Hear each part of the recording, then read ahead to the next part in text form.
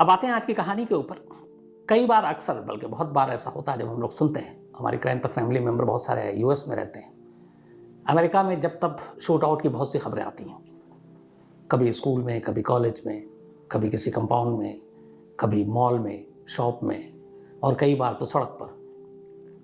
फिर पता चलता है कोई एक शख्स है, अंधाधुंध गोलियां चला रहा है, कई लोगों की जान ले लेता है। तो जब तब अमेरिका से इस तरह की खबरें आती रहती है। अभी कुछ वक्त पहले भी ऐसी खबर आई थी, पर इंडिया में ऐसी खबरें अमूमन सुनाई नहीं देती हैं, इसलिए कि ऐसी चीज़ होती नहीं है। लेकिन ट्यूसडे को जो कुछ बिहार के एक बेगूसराय इलाके में हुआ, वो वाकई अपने आप में चौंकाने वाला है। हम जानते हैं कि हर क्राइम के पीछे, हर कत्ल के पीछे एक मोटिव होता है, एक मकसद होता है, लेकिन आपका शिकार, आपका जो टारगेट है वो क्लियर ही नहीं है। किसे मारना है, किसे छोड़ना है, और बस यूं ही फिजूल में बेवजह आप जो भी दिखे गोलियां मारते हुए निकल जाएं, तो उसे आप क्या कहेंगे। कई लोगों से बातचीत की और उसके बाद समझने की कोशिश की। ये मामला है कि आप में से बहुत सारे लोग शायद जानते होंगे, लेकिन आज मैं पूरी डिटेल में पहले आपको कहानी बताऊं। उस कहानी से पहले ये बता दूं कि ये वही बेगूसराय इलाका है बिहार का।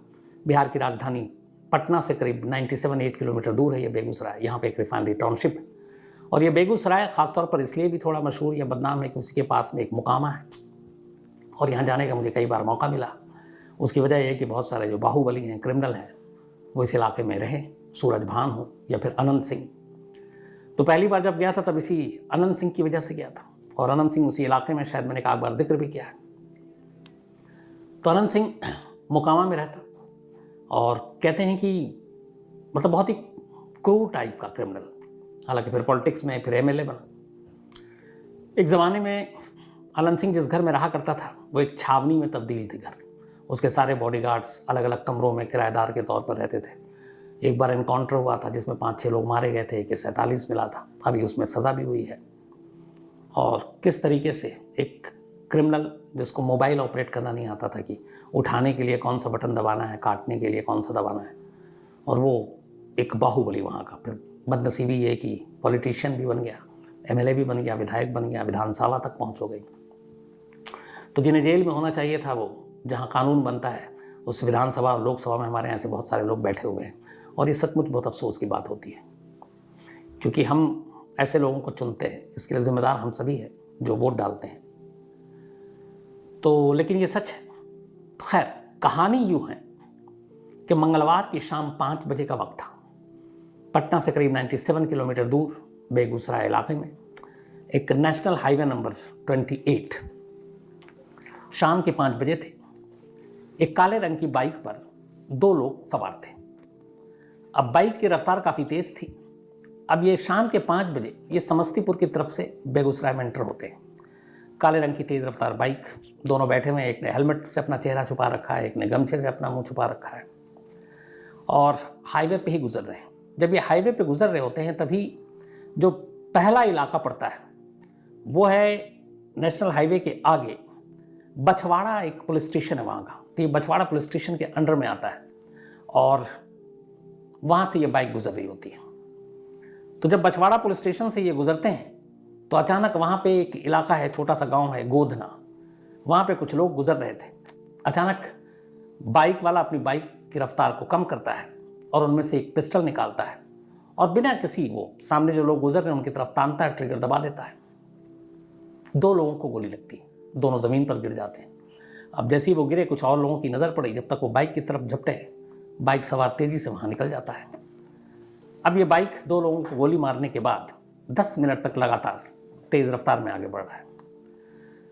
10 मिनट के बाद ये बाइक अब एक दूसरे पुलिस स्टेशन, जो कि तिघेरा पुलिस स्टेशन पड़ता है, उस इलाके में दाखिल होगी। और वहाँ एक गांव है तिरहौली। तिरहौली गांव में ये बाइक पहुँचते हैं दोनों। उस वक्त शाम का टाइम था। अब 5:20 हो चुके हैं। कुछ लोग गुजर रहे हैं। अचानक फिर वही हरकत होती है। बाइक पे बैठे हुए 2 में से एक पिस्टल निकालता है, सामने निशाना लेता है, ट्रिगर दबा देता है। गोली फिर 2 लोगों को लगती है, जो कि फायर 2 किया था। दोनों फिर सड़क पे गिर जाते हैं। उसके बाद बाइक सवार तेज़ी से अपनी बाइक की स्पीड बढ़ाता है और वहाँ से आगे निकल जाता है।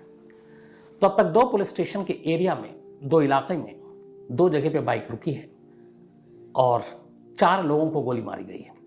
अब इधर जिनको गोली लगी है आसपास पड़ोसी जितने लोग हैं वो उठाकर उसको नज़दीकी अस्पताल ले जाने की जद्दोजहद कर रहे हैं। और इधर जो हमलावर है बाइक पर सवार, वो तेजी से अपनी बाइक को आगे बढ़ा रहा है। अब करीब ये दोनों शूटआउट 14 मिनट में हुए, पहला और दूसरा। तो 2 पुलिस स्टेशन के अंडर में 14 मिनट के फासले में 2 जगह शूटआउट, बाइक सवार वहां से निकल गया। अब इसके बाद ये बाइक अगले 10 किलोमीटर तक और चलती है। 10 किलोमीटर चलने के बाद बाइक फिर रुकती है एक जगह पर। इस बार बाइक जहां पे रुकी तो ये तीसरा पुलिस स्टेशन आ जाता है, और ये तीसरा पुलिस स्टेशन था, वहां का एक, उसका नाम, एक पुलिस स्टेशन था तीसरा। 10 किलोमीटर का सफर तय करने के बाद तीसरा जो पुलिस स्टेशन था वो था फुलवरिया। अब ये फुलवरिया में बाइक दाखिल है, 10 किलोमीटर का सफर और तय कर चुके हैं 2 बार गोली मारने के बाद। जब वहां गुजरते हैं तो देखते हैं कि फुलवरिया के एक बरगाड़ी इलाका है, वहां हाईवे के किनारे मछलियों की दुकानें लगी थी, ताज़ा मछलियां बिकती हैं, आपको पता है हर जगह। तो मछलियों की दुकानें लगी थी, शाम का वक्त था, लोग मछली खरीद रहे थे। अचानक बाइक यहाँ पे रुकती है और फिर इन्हीं हमलावरों में से एक पिस्टल निकालता है और जिधर भीड़ ज़्यादा है उधर रुख करता है उसका नाल का और ट्रिगर दबा देता है। एक गोली मछली बेचने वाले को लगती है और एक खरीदने वाले को। जो खरीदने वाले को गोली लगी, उसको गोली ऐसी जगह लगी कि उसे मौके पर ही उसकी मौत हो गई। उसका नाम था चंदन सिंह। चंदन सिंह वहाँ के ग्राम पंचायत के पूर्व सदस्य थे, मेंबर थे। अब इस दौरान में जब तक लोग बाइक की तरफ झपटते, बाइक ने फिर रफ्तार पकड़ी और वहाँ से निकल गई। तो अब तक 3 पुलिस स्टेशन के अलग अलग एरिया में 3 जगह पर एक मोटरसाइकिल पर सवार 2 लोग गोलियां चला रहे हैं और आगे बढ़ते जा रहे हैं। पलट कर देखने की ये भी जहमत नहीं उठा रहे हैं कि कौन इसमें से बचा है, कौन नहीं बचा है। अब बाइक एक बार फिर चली। अब 3 इलाके में बाइक चलने के बाद अब ये चौथे पुलिस स्टेशन में ये बाइक दाखिल होती है, जो एरिया है चौथा पुलिस स्टेशन का। करीब 14 किलोमीटर और ये सफर तय होता है, और इस बार ये बाइक जहां पर जाकर रुकती है वो तो चकिया पुलिस स्टेशन के इलाके में ये बाइक दाखिल हुई। और इत्तेफाक से वहां पर शाम का वक्त था, बहुत सारे लोग जो छोटे मोटे जगहों पे काम करते हैं, वहां पे कुछ दफ्तर भी हैं सरकारी, लोग लौट रहे थे।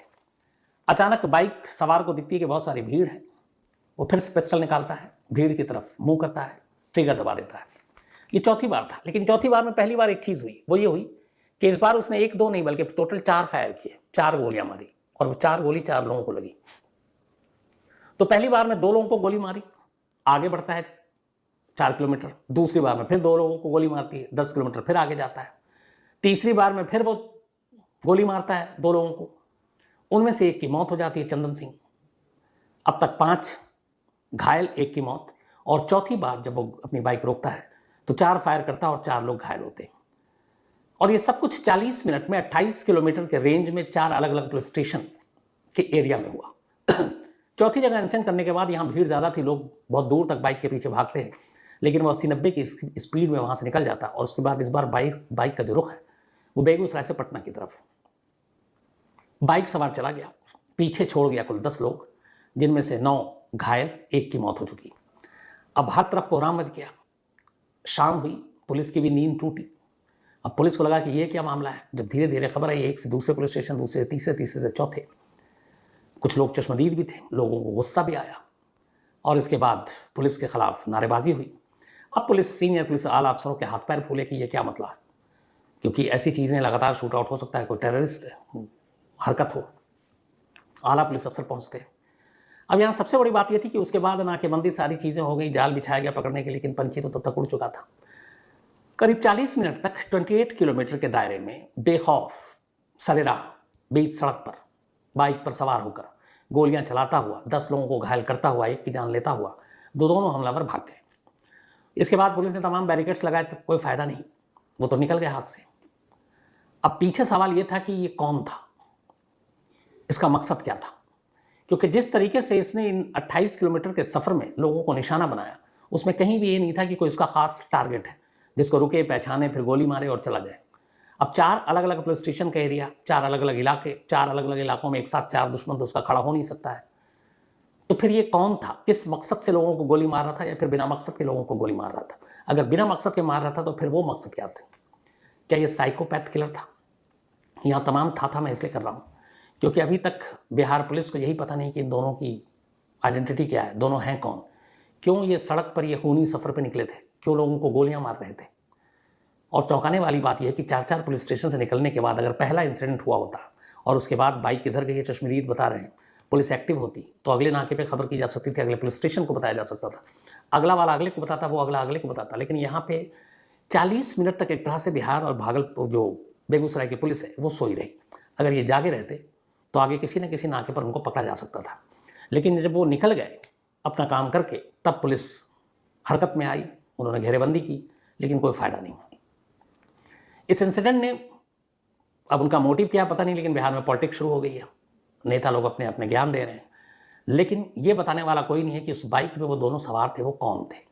कुछ बेसिक क्राइम के उससे जो समझ में आ रहा और सामने चीज़ें आ रही जो एक्सपर्ट्स के जरिए, इन दोनों का कोई मकसद नहीं था किसी खास लोगों को मारने या नुकसान पहुंचाने या जान पहुंचाने। तो फिर एक तरह की साइकोपैथ किलर हो सकते हैं, जो जिनके अंदर बस ये है कोई गुस्सा हो, कोई उनके अंदर पेशेंस नहीं है, एडवेंचर हो कि चलो कुछ करते हैं, और उसी मिशन पर निकले और अंधाधुंध इसलिए बिना किसी खास टारगेट के लोगों को शिकार करते हुए आगे बढ़ गए। अब अगर ये साइकोपैथ किलर है तो फिर खतरा इस बात का है कि ये मामला यहीं नहीं रुकेगा। उन्हें मालूम है कि अभी कब मतलब पूरा दिन, एक दिन बीत गया, लगभग 50 घंटे से ज़्यादा बीत गए और उनका कोई सुराग नहीं है। तो अगर वो पकड़े नहीं जाते हैं तो फिर हो सकता है किसी और ज़रिए से, किसी और शक्ल में, किसी और सवारी पे वो फिर निकले। और इसी तरह, क्योंकि सबसे आसान होता है बिना मकसद निकल कर भीड़ में या कोई भी गुजर रहा हो और उसको गोली मारते हुए निकल जाइए। एक ख़ास टारगेट तक पहुंचना मुश्किल होता है, लेकिन जब कोई चेहरा ही नहीं है आपके लिए पर्टिकुलर, तो फिर तो आप किसी को भी कहीं पे भी नुकसान पहुंचा के निकल सकते हैं। और ख़ासतौर पर अगर ये इस तरह के सनकी किलर हैं तो फिर ये ज़्यादा खतरनाक है। तो इसलिए बिहार पुलिस के सामने चुनौती यही है कि इनको जल्द से जल्द पकड़ा जाए ताकि बाकी लोगों को नुकसान ना हो सके। कोशिश जारी है, कामयाबी अभी तक मिली नहीं है।